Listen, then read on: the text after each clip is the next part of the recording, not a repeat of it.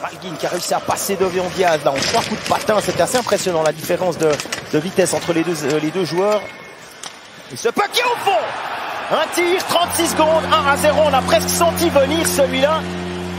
1-0 pour Zurich. Après 36 secondes, Fribourg a été incapable, 31 secondes même, incapable de s'en sortir. Et Weber, on parlait de son erreur d'hier, eh bien c'est lui qui marque, 3e but de la saison. Première minute, Yannick Weber, un coup de fusil.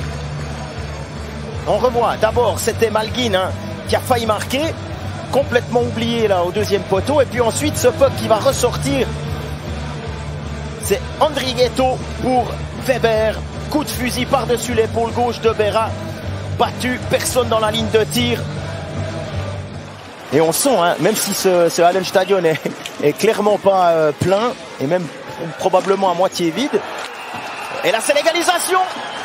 L'égalisation de Kylian Motet. 1-1 à la 7e minute. Ça n'a pas duré long. Je vous disais exactement tout à l'heure que Fribourg sait se montrer patient, a la confiance nécessaire pour revenir. Et c'est le 12e but, vous le voyez, de Kylian Motet. Qui fait passer... on va revoir. Desharnais qui patiente. Et Motet qui suit parfaitement le mouvement. Weber a été attiré à son autre poteau, ce qui a ouvert la cage. Mais la vista de Desharnais, magnifique. 12e but, 20e point pour Kylian Motet sur une passe. Et puis maintenant, Schmid encore. Peut-être une possibilité pour le centre fribourgeois. Et goal! Moins 1 minute et demie après le but de Motet. C'est 2-1 pour Fribourg. Quelle passivité là dans la défense zurichoise. 2-1. Sandro Schmid. En tout cas, c'est lui qui a pris le tir de la ligne bleue. On va voir s'il n'a pas été dévié, ce puck. C'est possible qu'il ait été dévié par Brodin. On va revoir la trajectoire de cette rondelle. Non, il n'a pas été touché. C'est bien Sandro Schmid. Et Di Domenico aura son assist. 1 point de plus pour le top scorer. Tisberger. Tisberger qui est un homme qu'on n'aime pas avoir dans le slot. Oh, c'est goal! C'est 2-2, pardon.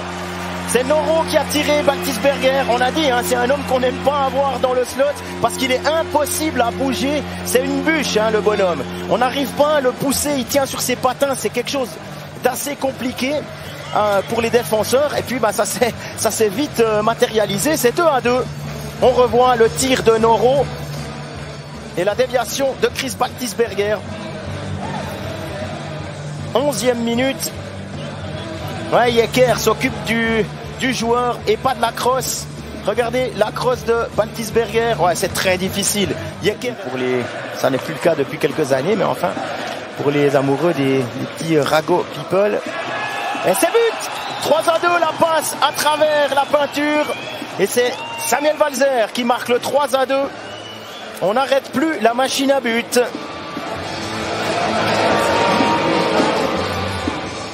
Jörg et Walzer qui concoctent ce but à la 14e minute. On revoit. Ça c'est Bikoff. Jörg, ouais, c'est du patin. Du patin, c'est Jörg, c'est pas Walzer. Et Bikoff. D'engagement droitier, c'est pour lui ce puck, l'ancien joueur de Bars Kazan, et c'est goal! 3-3 au moment où Fourer revenait sur la patinoire. 3-3, je me réjouis de voir où il est passé. Et c'est Kruger qui marque. Je pense qu'elle a été déviée. Elle a été déviée cette rondelle. Marcus Kruger, 28e minute. Sur un lancer d'Azevedo. Tac, aucune chance pour Berra, aucune chance. On a vraiment des beaux buts. Ça fait déjà la troisième déviation sur 6 buts. Kruger, Azevedo. Et pas de chance pour vers le numéro 71.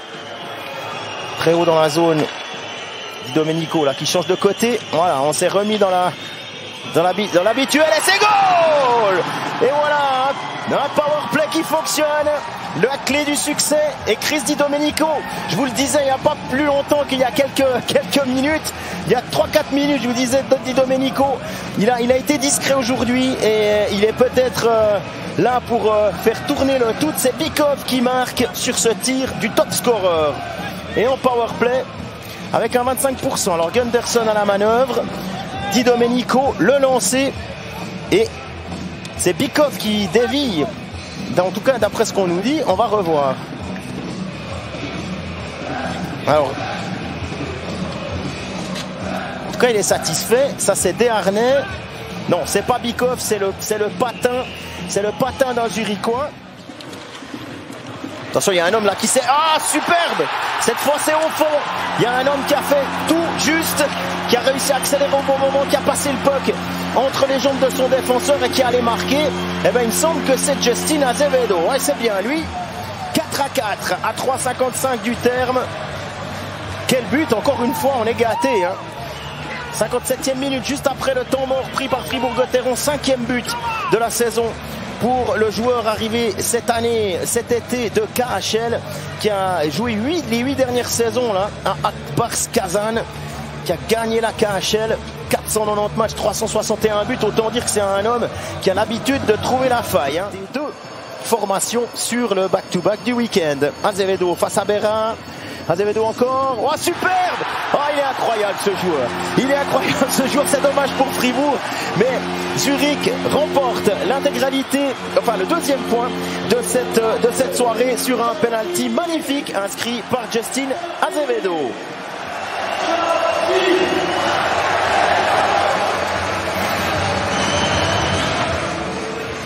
Mais alors, quel penalty, ah, il a superbe, un coup de patin, il a tout ce qu'il faut ce joueur.